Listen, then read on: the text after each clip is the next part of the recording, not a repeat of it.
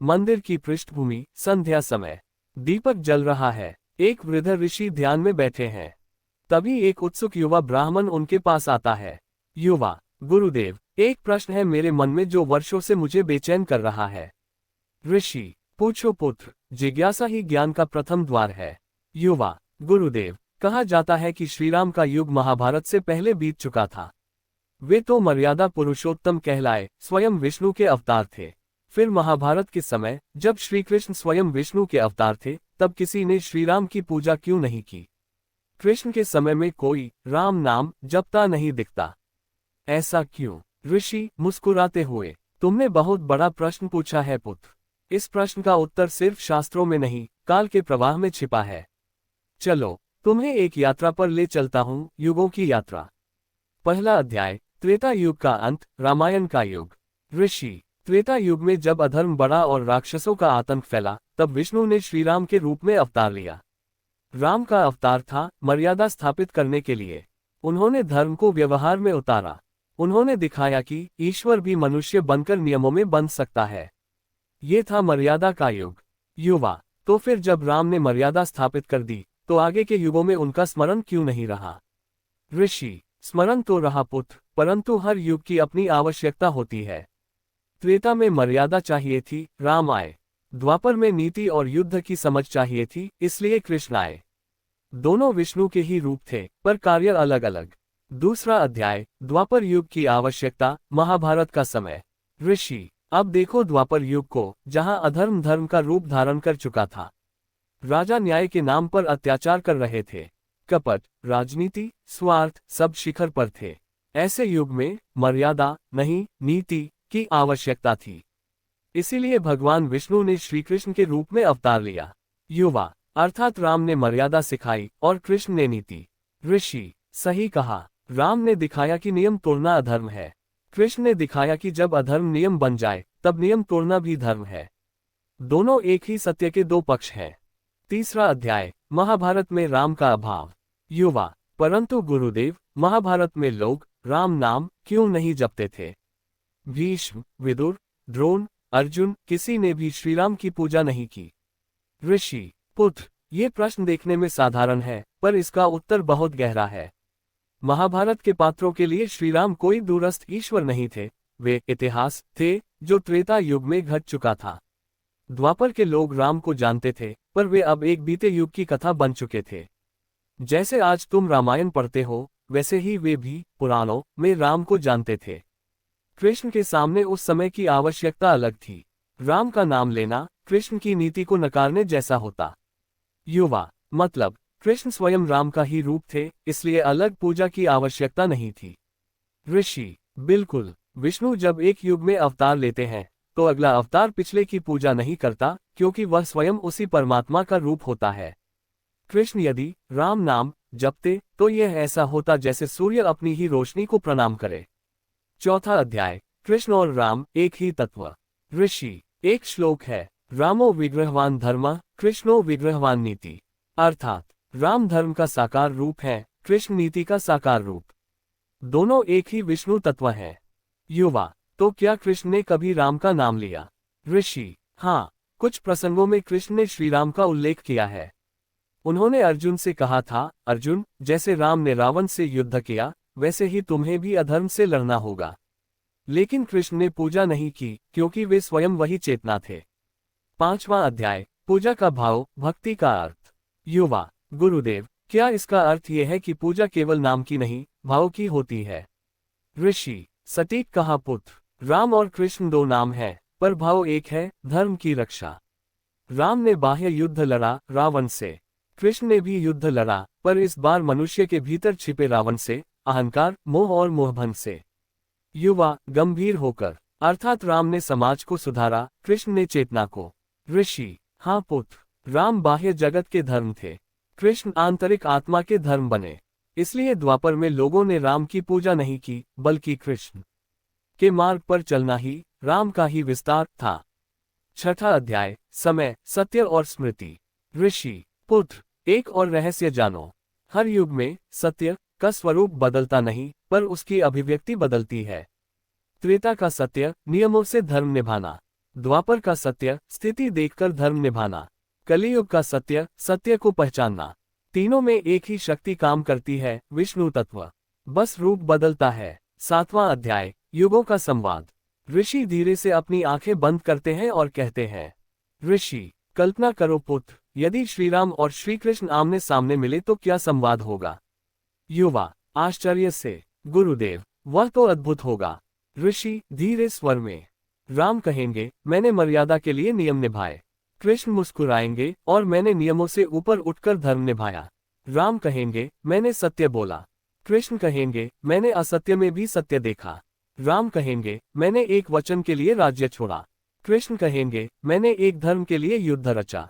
दोनों एक दूसरे के पूरक हैं, विरोधी नहीं। 8वां अध्याय, भविष्य की शिक्षा। युवा, गुरुदेव, तो क्या आने वाले युगों में भी ईश्वर नए रूप में आएंगे। ऋषि, जब जब अधर्म बढ़ेगा तब तब ईश्वर आएंगे, कभी राम बनकर, कभी कृष्ण बनकर, कभी बुद्ध, कभी नानक। नाम बदलता है, सत्य वही रहता है। युवा, तो क्या आज जब हम राम नाम लेते हैं तो हम कृष्ण की भी पूजा करते हैं। ऋषि, आंखें बंद करते हुए, हाँ पुत्र, जब कोई राम नाम लेता है तो वह मर्यादा की शक्ति जगाता है। जब कोई कृष्ण नाम लेता है तो वह नीति की बुद्धि जगाता है। और जो दोनों को समझ लेता है वही सच्चा भक्त बनता है। 9वां अध्याय, अंतिम उपदेश। ऋषि, याद रखो, महाभारत में राम की पूजा इसलिए नहीं हुई क्योंकि राम स्वयं कृष्ण बनकर लौट आए थे। ईश्वर को पूजा की नहीं, पहचान की आवश्यकता होती है। जो उसे पहचान लेता है वही मोक्ष के मार्ग पर होता है। युवा, आंखों में आंसू लिए, गुरुदेव, अब समझ आया कि भक्ति किसी नाम की नहीं, भाव की होती है। राम और कृष्ण दो नहीं, एक ही चेतना है। एक ने धर्म को नियमों में बांधा, दूसरे ने उसे हृदय में बसाया। ऋषि, आशीर्वाद देते हुए, सत्य समझ लिया पुत्र, अब जाओ और यह ज्ञान दुनिया को दो। लोग नामों में उलझे हैं, उन्हें भाव समझाना। कहना, राम और कृष्ण एक ही दीप की दो लौ हैं। धीरे धीरे पृष्ठभूमि में भजन बजने लगता है। रामो कृष्णो एक ही रूप, भिन्न भिन्न युगों में धूप। समापन। वाचक का स्वर। वाचक, समय बदलता है, नाम बदलते हैं, पर सत्य नहीं बदलता। त्रेता में श्री राम आए, हमें आचरण सिखाने। द्वापर में श्री कृष्ण आए, हमें आत्मज्ञान सिखाने। और आज वही चेतना हमारे भीतर प्रतीक्षा कर रही है कि हम धर्म को फिर से जिएं, मर्यादा को समझें और नीति को अपनाएं। मंच पर एक दिव्य वातावरण, न समय है न दिशा। एक सुनहरी आभा के बीच में एक प्रकाश द्वार खुलता है। ऋषि और वही युवा ब्राह्मण उसके सामने खड़े हैं। युवा, गुरुदेव, ये कौन सी जगह है। यहाँ न सूरज है न रात, सब कुछ प्रकाशमय है। ऋषि, गंभीर स्वर में, ये कालांतर है पुत्र, जहाँ युगों की सीमाएं मिट जाती हैं, जहाँ त्रेता और द्वापर एक ही श्वास में मिलते हैं। आज तुम्हें दिखेगा वह क्षण जब श्रीराम और श्री कृष्ण आमने सामने आए थे। युवा, हैरानी से, क्या सच में भगवान के दोनों रूप मिले थे। ऋषि, हाँ पुत्र, ये घटना किसी ग्रंथ में नहीं लिखी, ये काल के मौन पन्नों में दर्ज है। सुनो ध्यान से, प्रकाश से एक सौम्य रूप प्रकट होता है, करुणामयी आंखें, धनुष धारण किए, नीले वस्त्रों में श्रीराम प्रकट होते हैं। उनके साथ लक्ष्मण, सीता और हनुमान भी खड़े हैं। श्रीराम, हे ब्रह्मांड के प्रहरी, मैं मर्यादा की पूर्णता लेकर आया हूँ। जहाँ धर्म टूटे वहाँ मैंने नियमों से उसे बांधा। जहाँ रावण उठा वहाँ मैं स्वयं तीर बन गया। उसी क्षण एक और प्रकाश फूटता है, मधुर मुस्कान, मुरली धारण किए, मोरपंख सजाए, श्री कृष्ण प्रकट होते हैं। श्री कृष्ण मुस्कुराते हुए, प्रणाम प्रभु, या कहूँ स्वयं को ही प्रणाम। आपने जो मर्यादा बनाई उसी ने मुझे नीति के मार्ग तक पहुंचाया।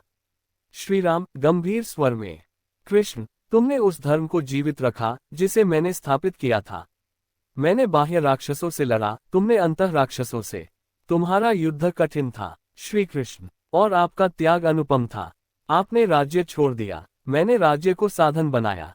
आपने वचन निभाया, मैंने धर्म निभाया, दोनों का लक्ष्य एक ही था।